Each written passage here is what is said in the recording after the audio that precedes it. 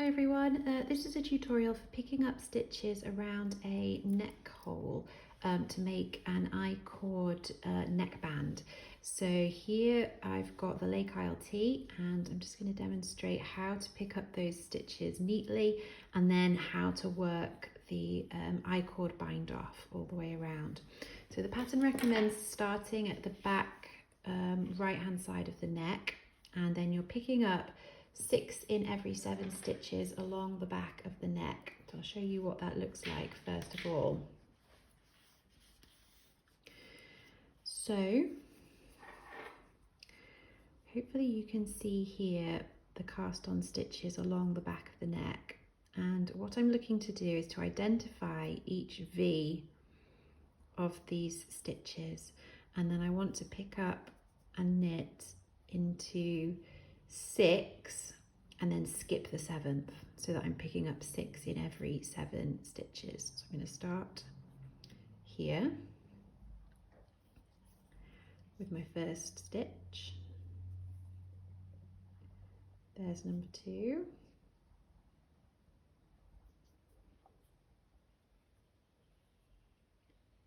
Three,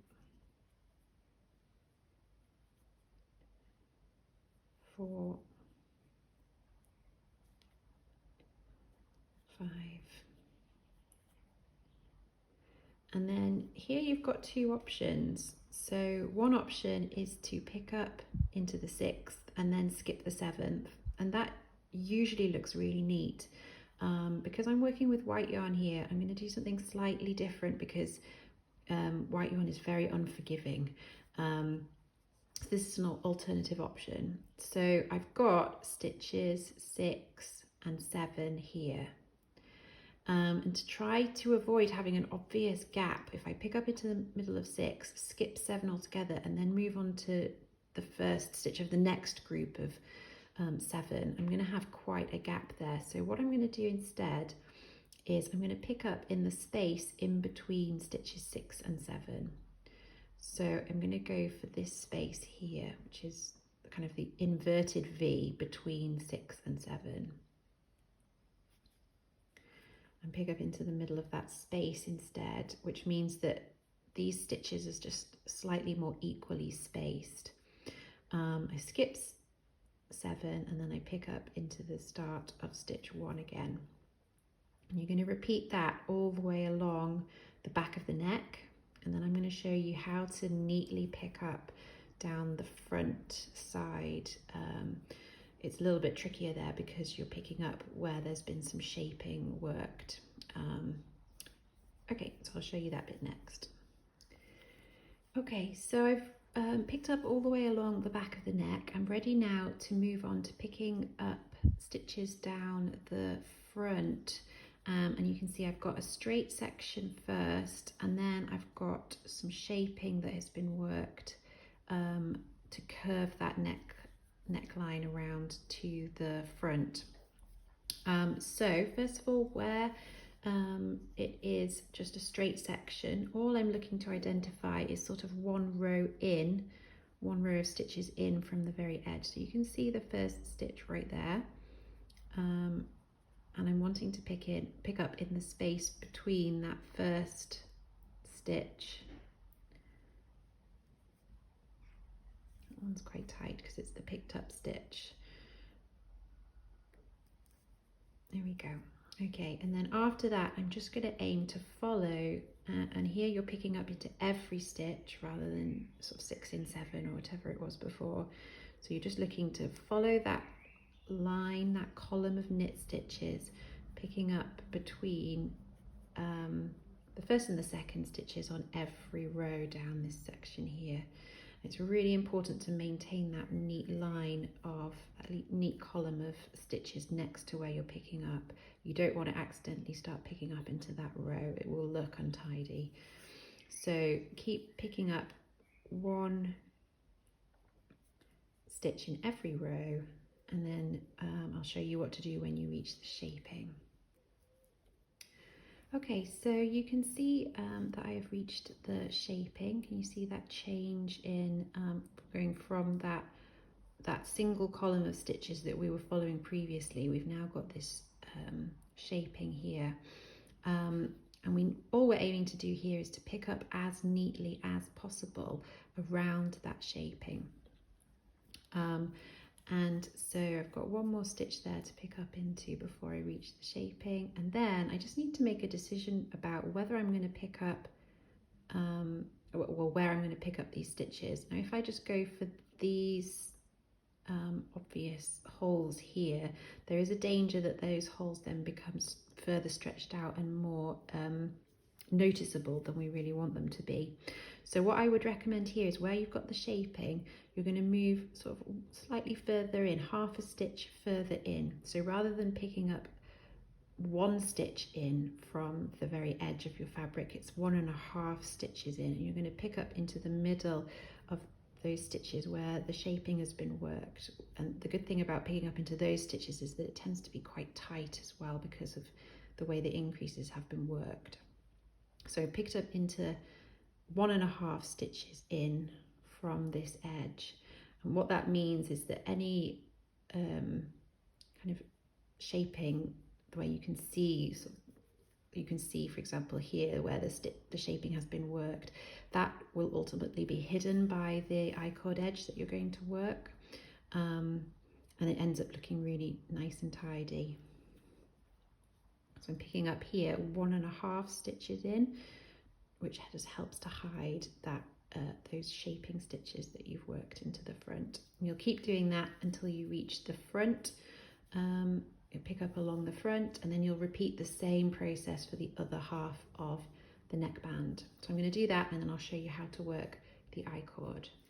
Okay, so I've picked up all of those stitches that I want for this neck hole, and what I'm going to do then is I'm going to turn to the wrong side and use the cable cast on method to just cast on 3 stitches. Those 3 stitches are then going to form your I-cord.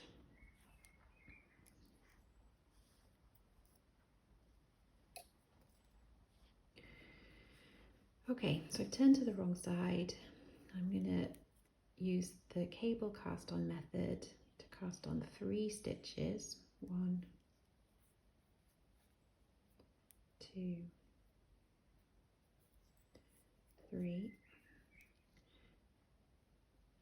And then turn back to the right side, and you're ready to start working the I-cord bind off. The way this I-cord bind off is worked is a repeating pattern of slip 4 stitches from right needle to left needle.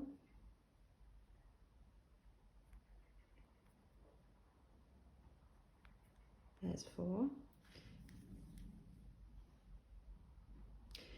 And the I-cord edge is worked as knit 2 together, knit 2.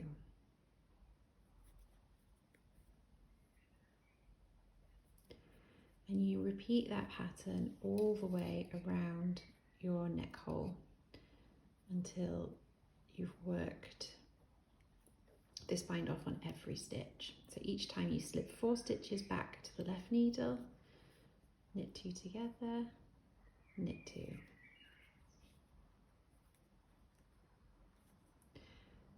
Slip 4 stitches back to the left needle,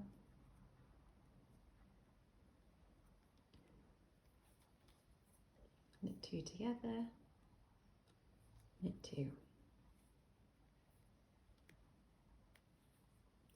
Okay, and hopefully you can start to see already that I-cord edge is forming along the neck hole.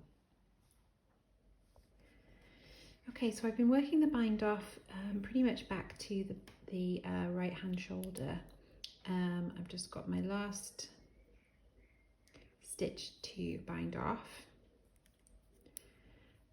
and then I'm ready to finish off the bind off.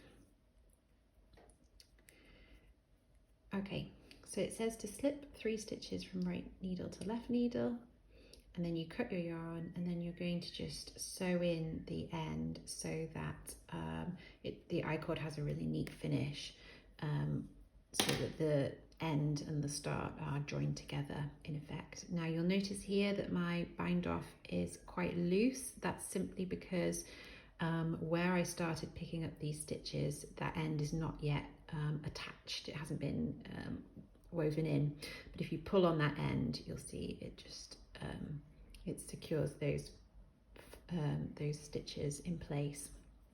Okay, so I'm going to cut my yarn and attach it to a tapestry needle, and then I'll show you how to join the final live stitches with the stitches that you cast on at the beginning of the I-cord.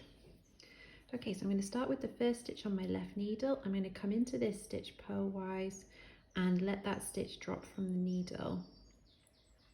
Pull my yarn through, and then I'm looking to identify the first stitch in my I-cord edge. I'm going to go behind both legs of that stitch. Then I'm coming back down through that first stitch, which is now off your needle, and into the second stitch purlwise. You can let that stitch drop off your needle as well. Then you're looking to identify the second stitch in your I-cord cast on.